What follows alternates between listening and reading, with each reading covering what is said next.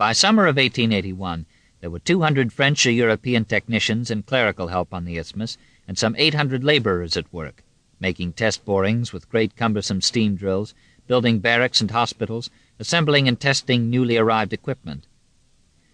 But by summer it was also apparent that yellow fever had returned to the isthmus. The wet season was traditionally the time of sickness, and this year had been no exception. Several cases were reported in May. Then in the second week of June, the first Canal employee died of yellow fever, another of those incidental details not featured in the bulletin. On July 25th, an engineer named Etienne, a graduate of the Polytechnique and one of the ablest of the young technicians, died at Cologne, of brain fever supposedly, and was hastily buried at Monkey Hill that same afternoon. On July 28th, Henri Bion died.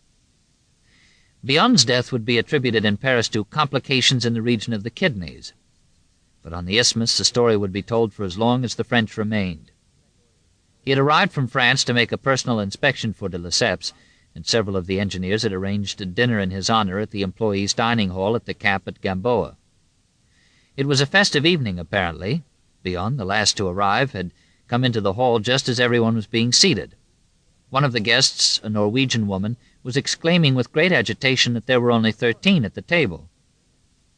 "Be assured, madame, in such a case it is the last to arrive who pays for all," Bion said gaily.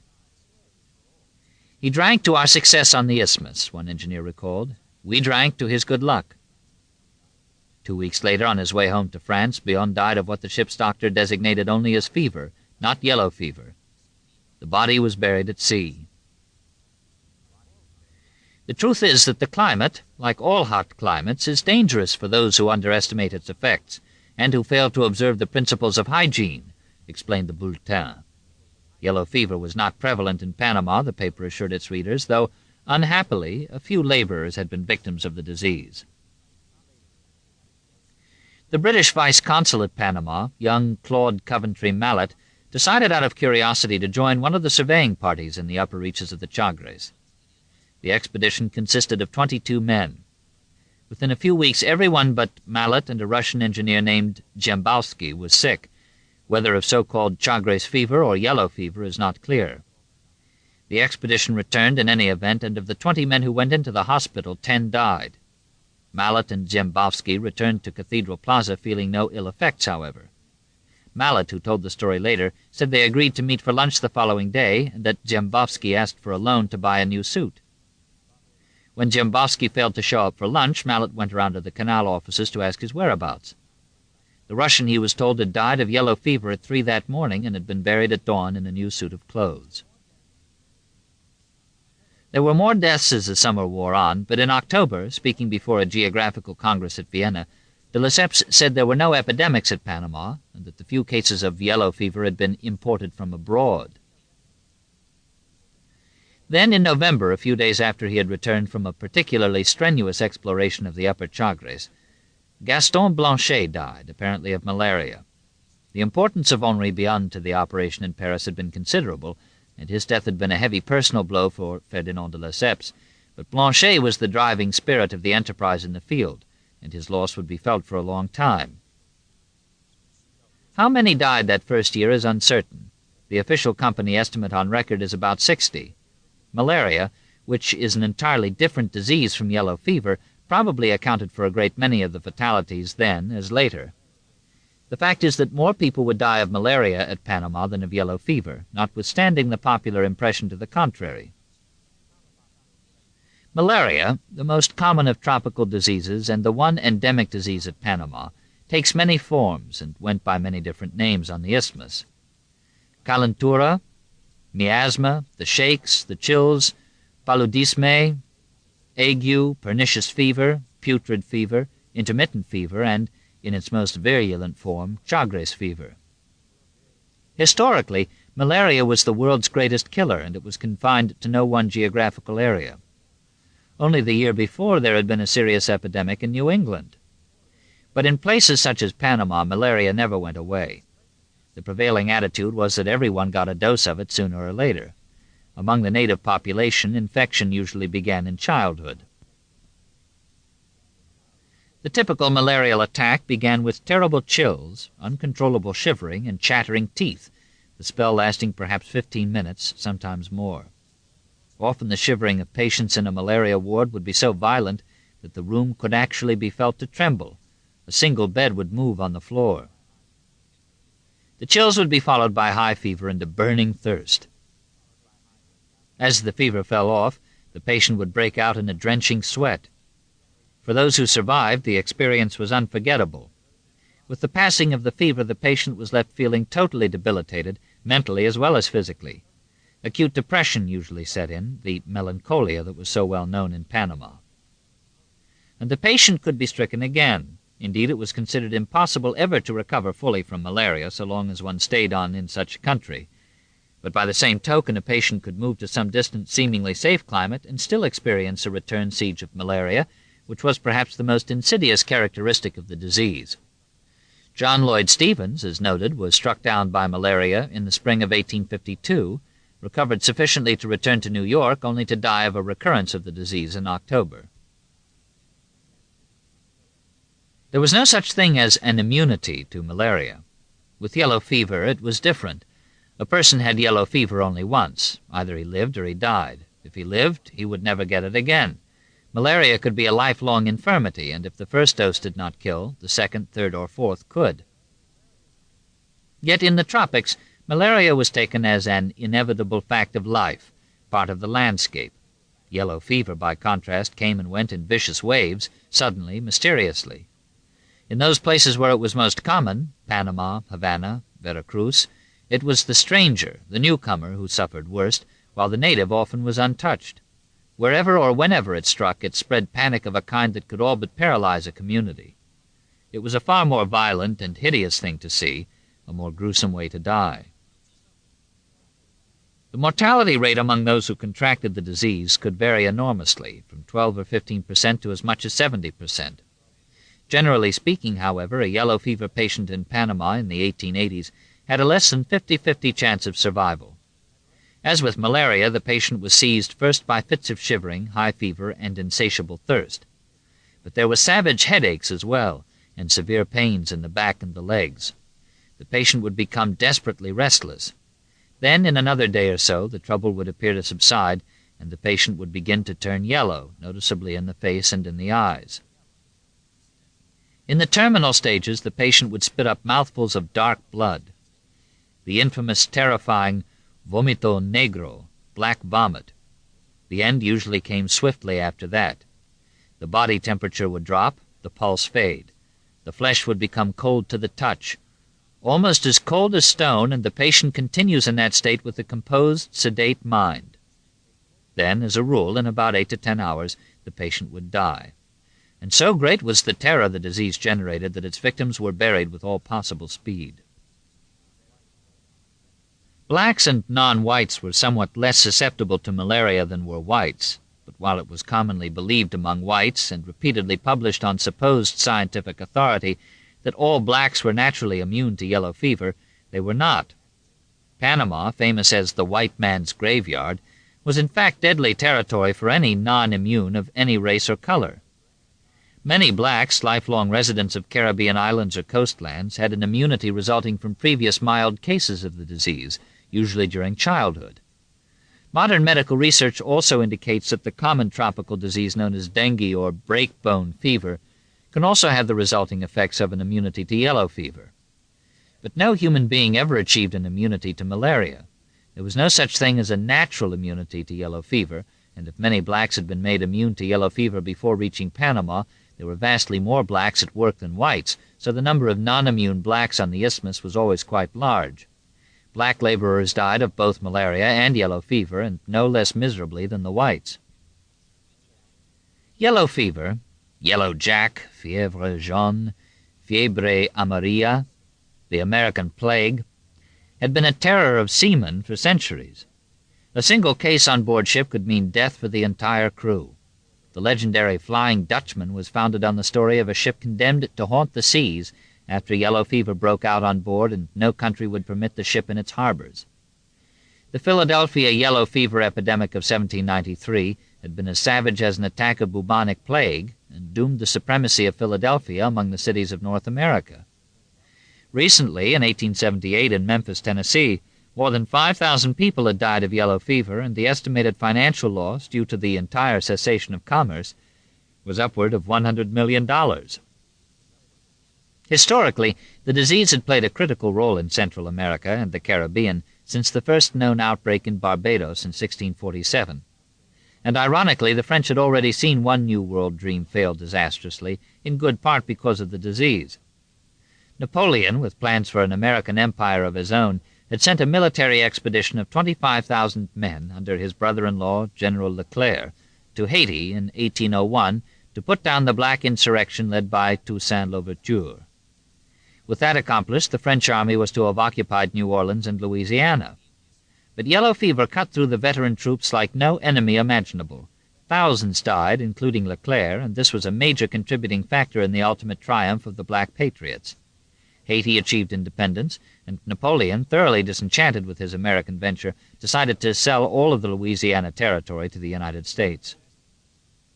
There was still no known remedy or palliative for yellow fever. The medical profession stood helpless.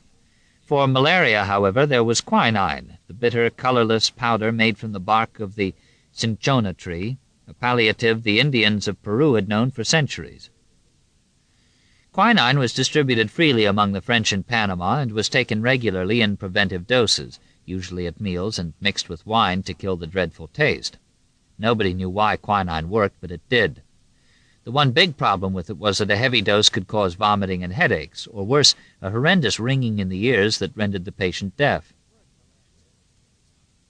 The word malaria was from the Italian malaria, bad air, and it had been widely agreed long since that bad air, noxious effluvium, poisonous marsh gas in particular, was the cause. The French for malaria, paludisme, was even more specific, being derived from a word meaning marsh fever. This miasma theory, as it was called, had been undisputed for centuries and seemed perfectly logical since the disease prevailed in hot, low-lying country where the humidity was high, the growth and decomposition of vegetation extremely rapid. Yellow fever was also believed to be airborne, but filth was supposedly its source. Sewage, the putrefying carcasses of dead animals, all the distasteful human and animal waste to be found in the streets of Cologne or Panama City. The greatest source of contamination, supposedly, was the patient himself, and to touch his clothing, his soiled bedding, anything he had come in contact with, meant almost certain death, hence the mortal fear of the body after death and the quickest possible burial. The night air was thought to be especially dangerous in any area infected by fever of any kind. It had been observed also that the wind had an effect. People spoke of yellow fever winds, for example. At Panama City, south winds, those blowing in from the marshy lowlands near Panama Viejo, were regarded as especially deadly. There was, however, another theory, even as early as 1881. Dr. Josiah Clark Nott was a general practitioner in Mobile, Alabama, and it is one of those extraordinary coincidences of history that he happened to be the doctor who, in 1854, attended Amelia Gale Gorgas at the birth of her son, William Crawford. In 1848, Dr. Nott published a paper in the New Orleans Medical and Surgical Journal in which he made the fantastic claim that malaria and yellow fever were undoubtedly conveyed by insects, and possibly by the mosquito. His mention of the mosquito was only in passing. His main point was that the spread of the disease could not be explained by any laws governing vapors or gases. But in 1858, a traveling naturalist for the Paris Museum, Louis Beaupertuis, then in Venezuela, concluded that malaria and yellow fever are produced by a venomous fluid injected under the skin by mosquitoes like poison injected by snakes. Swamps and marshes spread sickness, he said, not by the vapors they exuded, but because mosquitoes bred there. In Washington, a Dr. Albert Freeman Africanus King, a professor of obstetrics, had arrived at the same conclusion. King was a well-known figure. On the night of Lincoln's assassination, he had been in Ford's Theater and was the first physician to reach the dying president. His mosquito theory was not to be formally presented until 1882, however, and when he suggested how malaria might be eradicated from the capital, many people understandably took the whole thing as a jest. The way to do it, he wrote, was to encircle the city with a wire screen as high as the Washington Monument. Still, well before the French engineers arrived at Panama, King had worked out the means for reducing the spread of the fever by window screens, the drainage of swamps and pools, and the destruction of the insects by special traps. Others as well had all but hit on the solution. Amazingly, buried in the reports of the Nicaragua expedition of 1872 to 1873 and the Panama expedition of 1875 are two small notations by John Bransford, a Navy doctor who accompanied both expeditions. He had observed that the mosquito netting provided by the Navy afforded notable protection against fever or miasma of all kinds, by straining the air of germs and moisture. In 1880, the very year de Lesseps launched his Compagnie Universelle, a French doctor on the staff of a military hospital in Algeria, Dr. Alphonse Levarin, discovered the presence of tiny crescent-shaped bodies wriggling in a blood sample taken from a malaria patient. Incalculably minute, they were detectable only under the strongest microscope, but he had little doubt that they were living organisms, and it dawned on him that here was the cause of malaria. He described his discoveries in a letter to the Académie de Médecine in Paris, and published a small monograph. Levarin's claims were not accepted, however, any more than were the theories of Knott or King. The miasma theory had been fixed in people's minds for generations. In addition, there now appeared a rival claim that seemed to support the miasma theory with scientific fact. Two doctors working in Rome, a German named Klebs and an Italian, Tomasi Crudeli, had isolated a bacteria from the soil of a malarious region that, when injected into a rabbit, produced a malaria-like fever. The phenomenal discoveries of Pasteur and Koch had educated everyone to the role of bacteria, that whole other world beneath the microscope, and so it was widely accepted that a bacterium, Bacillus malariae, was the long-sought cause of malaria. Ronald Ross was at this time in his early 20s and newly enlisted in the Indian Medical Service, having barely passed the entrance examination. An indifferent student, a physician because it had been his father's ambition for him, he was as yet mainly interested in music and poetry. But in 1881, the year the ill-fated Gaston Blanchet began chopping his path across Panama, the mosquito theory was voiced once more, and with greater conviction than ever, by a Havana physician.